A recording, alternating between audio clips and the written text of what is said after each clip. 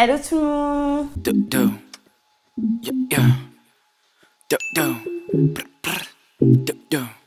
Hello tout le monde, j'espère que vous allez bien. Moi ça va, franchement.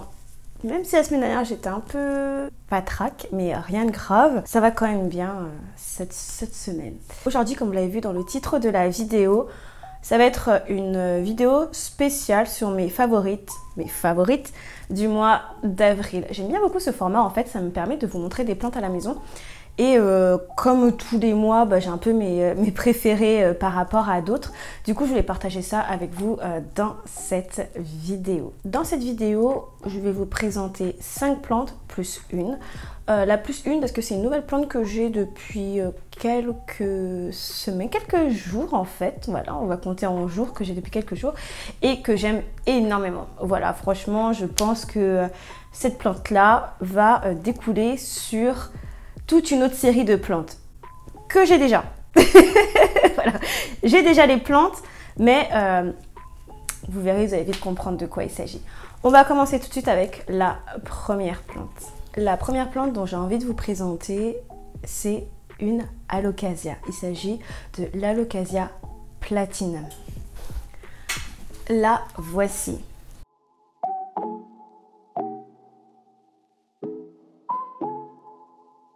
C'est une alocasia que j'ai depuis un petit moment déjà. Ça fait quelques mois qu'elle est à la maison. Ça doit faire... j'ai depuis quoi, novembre, quasiment même octobre que je l'ai celle-ci, octobre 2021. Et c'est une alocasia que j'ai achetée sur... je mettrai le nom du site parce que c'est un site néerlandais et je suis pas sûre de la prononciation. Donc je l'avais eu pour une 50aine d'euros et encore aujourd'hui, les prix sur cette alocasia-là ont énormément baissé. Cette alocasia-là est vraiment très facile d'entretien. Je ne fais quasiment rien à part l'arroser. Sachez tout de même que je n'ai pas encore fait de rempotage pour celle-ci. Les alocasias et même la plupart des plantes que j'ai reçues en fait en hiver, là on est en début printemps, j'attends vraiment fin avril, début mai pour faire les grosses sessions de rempotage et celle-ci va y passer.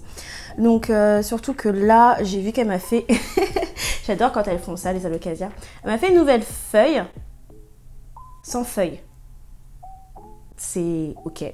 Donc du coup je sais qu'elle va me faire là bientôt une nouvelle feuille avec une feuille.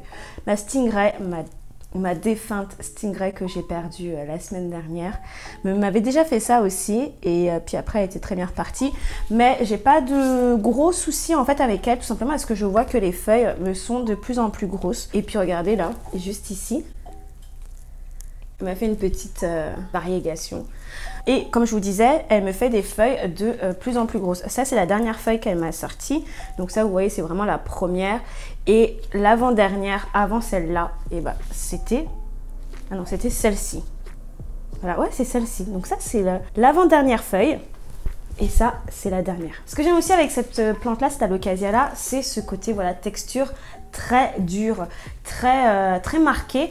Et aussi la couleur qui est assez verte, mais verte foncée qui tire sur le gris avec des pétioles comme ça rouges et des petites taches qu'on peut voir sur le long de son pétiole.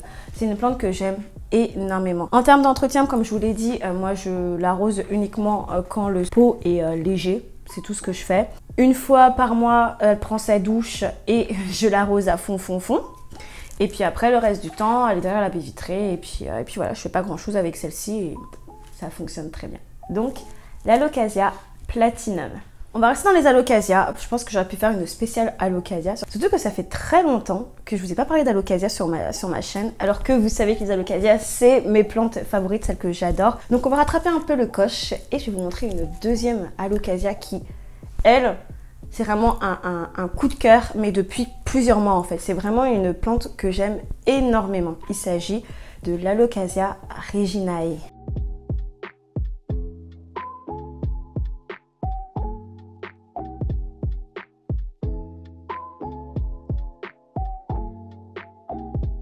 L'alocasia reginae. Alors, cette plante-là, je l'ai eue en stade bébé. Mais elle était toute petite quand je l'ai eue. Elle a tellement grandi.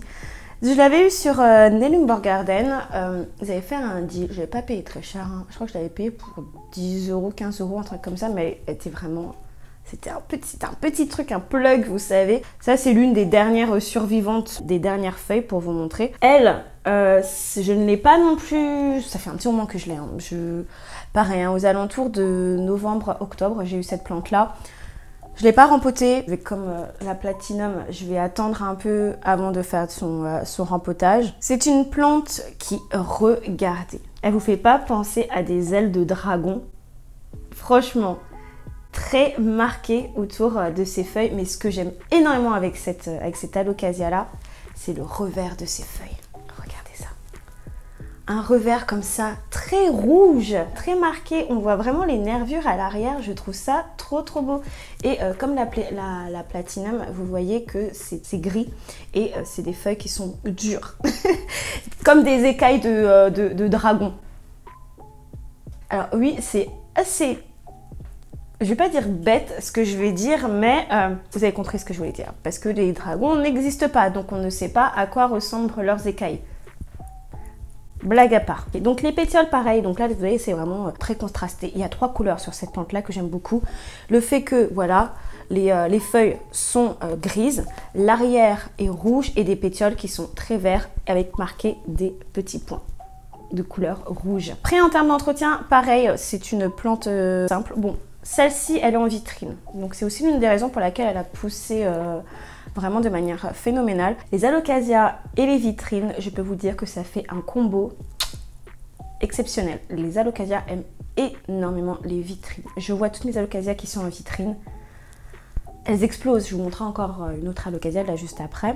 Et vous allez voir la taille des feuilles. Si vous avez une vitrine et que vous pouvez y mettre vos alocasias et vous verrez vraiment de très grosses différences. Donc, l'alocasia reginae. La troisième plante que j'ai envie de vous montrer, on reste toujours sur le thème des alocasias. Il s'agit de l'alocasia Mellow.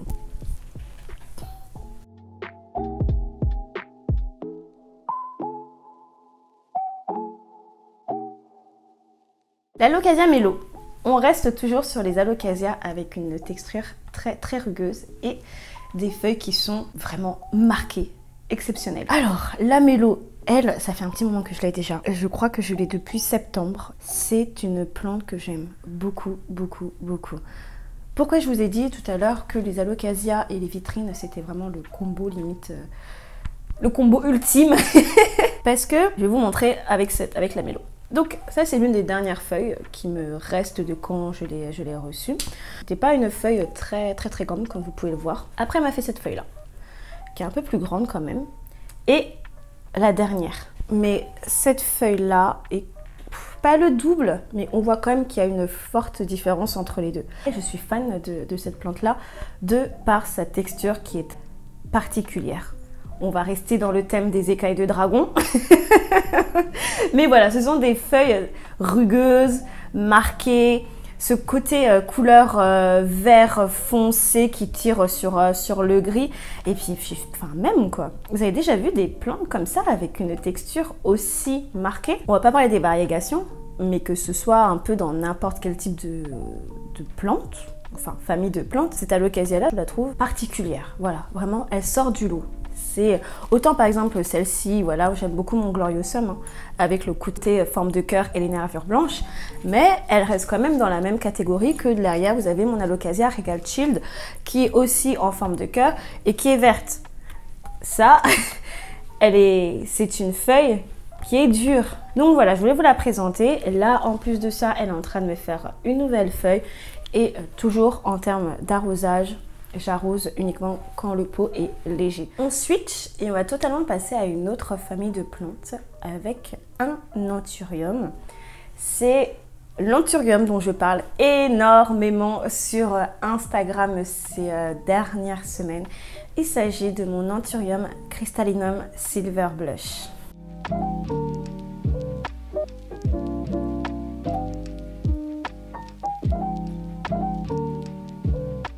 Mon Crystallinum Silver Blush. Alors celui-là, je ne vous l'avais pas présenté sur cette chaîne-là. Je vous avais présenté en fin d'année dernière l'Anthurium Silver Blush, celui-ci. Celui-là. Donc ça, je vous l'avais déjà présenté dans mes coups de cœur pour l'année 2021. Et il fait toujours partie de mes coups de cœur pour l'année 2022. Même si je pense que le Crystallinum Silver Blush va aussi peut-être détrôner sa place, mais j'en suis pas sûre. Alors, pourquoi je vous les montre tous les deux? Tout simplement pour que vous voyez la différence. Donc ça, c'est le Crystallinum Silver Blush. Et vous pouvez voir quand même la différence entre les deux. Où celui-ci, au niveau de la feuille, elle est beaucoup plus marquée et elle ressemble beaucoup plus à un Crystallinum. Ça se voit. Et aussi au niveau de ses nervures qui sont beaucoup moins argentées que celui-ci. Donc le Crystallinum Silver Blush, je l'avais eu sur Plants. Je vous mettrai une petite photo pour vous montrer à quel point il était petit quand je l'ai reçu. Et ici, là, voilà, ce sont les vestiges des dernières, des feuilles que j'avais quand j'avais reçu la plante. Vous voyez les petites feuilles comme elles sont? Et regardez aujourd'hui, on voit une différence énorme. Celui-ci, oui, est en vitrine. Et clairement, je vois aussi une différence. Là, il est en train de me faire une fleur. Je suis trop contente. Et il est en train de me faire une deuxième fleur avec une feuille. Et en fait, comment je sais? Tout simplement parce que déjà d'une, je vois qu'il est en train de me faire une nouvelle feuille. Et là, vous avez une fleur qui sort justement de son pétiole. Quand vous allez arriver un peu à ce stade-là, quand vous allez avoir une nouvelle feuille qui va sortir du tronc et après, vous avez la fleur qui va sortir du pétiole, là, vous pouvez dire que votre plante, elle a atteint un stade mature.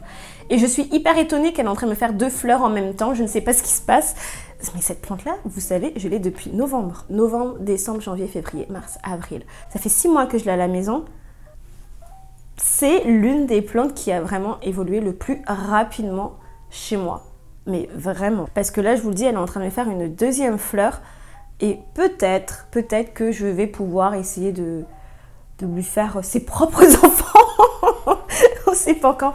Je me lance pas dans des aventures. De toute façon, la première chose que je vais faire, c'est de récupérer le pollen. Et on verra ce que ça fait. Donc voilà, le Crystallinum Silver Blush. Donc je vais vous la montrer. Et surtout, voilà, pour vous montrer la différence avec l'Anturium Silver Blush, qui est un hybride. Celui-ci est un hybride entre le Crystallinum et le Dorayaki, qui a justement ce côté des feuilles qui sont rondes que n'a pas le Crystallinum Silver Blush, qu'on trouve en fait beaucoup plus facilement. C'est ça que je voulais vous dire, c'est qu'en ce moment on voit beaucoup d'Anturium Silver Blush qui sont vendus, et c'est ceux-là, c'est les Crystallinum. Et je trouve que c'est un peu dommage qu'ils disent pas en fait que ce sont des Crystallinum Silver Blush, parce que les gens s'attendent à avoir des feuilles très rondes et au final les feuilles sont plutôt allongées. Donc voilà, c'est ce que je voulais vous dire pour que vous voyez la différence entre les deux. On change de catégorie de plantes et je vais vous montrer du coup la 5e plante qui est ma favorite de ce mois-ci. Il s'agit du Syngonium Green Splash.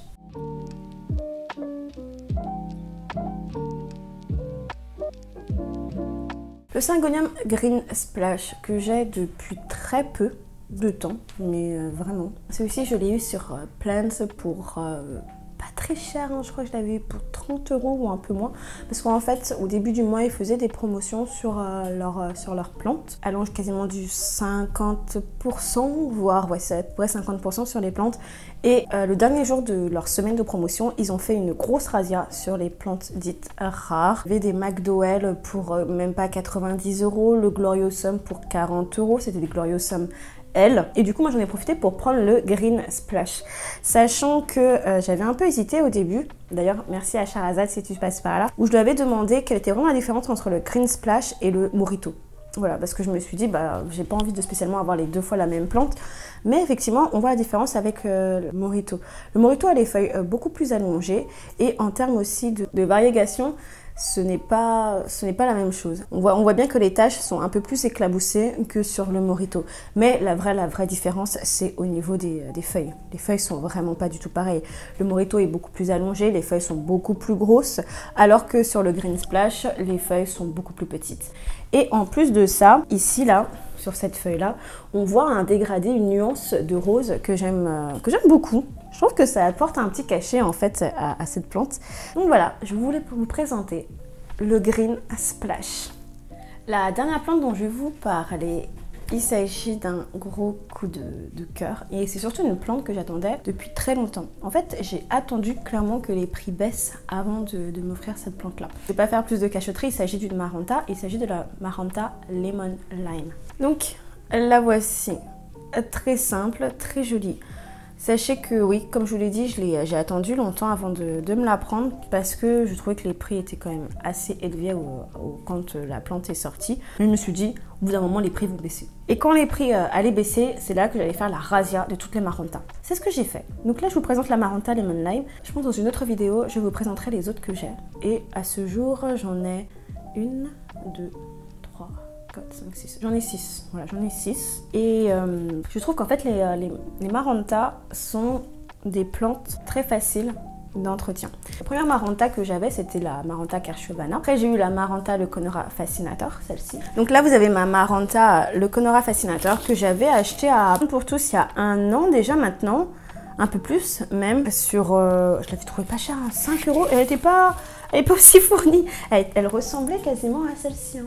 Voilà, elle ressemblait à ça quand je l'avais achetée. Pas plus grande de cette taille-là. Et justement, je trouve que c'est des plantes très simples parce que vous ne faites rien. Moi, je ne fais rien avec cette plante-là. Je pars l'arroser quand le pot est sec. Et après, je lui donne des engrais comme d'habitude. En termes de luminosité, bah, par contre, elle est éloignée de la fenêtre. Au début, elle était en soleil indirect. Et là, elle est toujours en soleil indirect, mais un peu plus loin. Mais ça va, elle continue quand même à bien grandir. Regardez, là, j'ai une nouvelle feuille ici.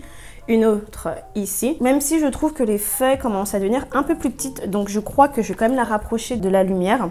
En termes de substrat, il faut vraiment avoir un terreau, un mélange de substrat qui puisse rester humide le plus longtemps possible. Donc vous allez jouer sur la perlite, sur les chips de coco. Si vous mettez de la sphène, ben, vous allez jouer aussi sur ça. J'ai remarqué que les Maranta n'aimaient pas du tout d'attendre trop longtemps entre 2 arrosages. Donc voilà, je vous parle de la je vous parle de la Maranta Fascinator comme si c'était celle-ci dont je voulais vous parler, alors qu'elle n'est pas du tout. Non, c'était ça dont je voulais vous parler. Donc voilà, c'était la Maranta Lemon Lime. Mon dernier coup de cœur entre guillemets de ce mois d'avril. Et voilà, on arrête la vidéo ici. J'espère que cette vidéo vous aura plu. On se dit à la prochaine fois. Encore une fois, avant de terminer cette vidéo, je voulais vous remercier pour vos likes, votre soutien, vos commentaires, vos partages. À chaque fois, ça me fait très plaisir. Donc, à chaque fois, je vous remercie parce que vraiment, merci. Et on se dit à la prochaine. Bye!